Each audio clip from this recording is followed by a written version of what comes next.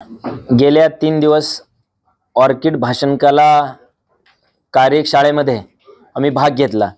तसं पाहिलं तर आपल्या भारत देशामध्ये जर आपण पाहिलं तर बरीचशी ही युवक पिढी असोत किंवा आपल्या एजचे असू देत, राजकारणामध्ये प्रत्येकाला इंटरेस्ट झालेला आहे।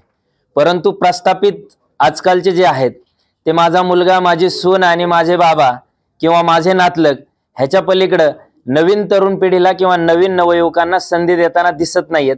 फक्त झेंडा आणि दांडा याच्या पलीकडे ते ती संधी नवयुवकांना देत नाही।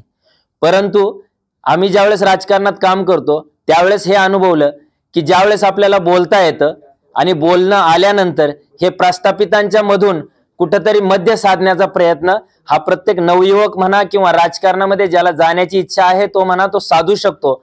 आणि या ऑर्किड ट्रेनिंग सेंटर मध्ये आल्यानंतर ते सर्व उभं राहण्यापासून आपली पर्सनॅलिटी डेव्हलपमेंट पासून बोलण्याच्या कला, हातवारे ह्या सर्वच गोष्टी, त्याचबरोबर लोकांच्या मनापर्यंत भिडणारा संवाद उभा राहून कसा साधावा हे शिकवलं लोमटे सरांनी। लोमटे सरांसाठी मी फक्त एवढंच म्हणतो की वर्ण असा व्हावा जो सगळ्यात मिसळावा आणि देवानेही ज्याच्याकडे दान मागावं असा कर्ण व्हावा।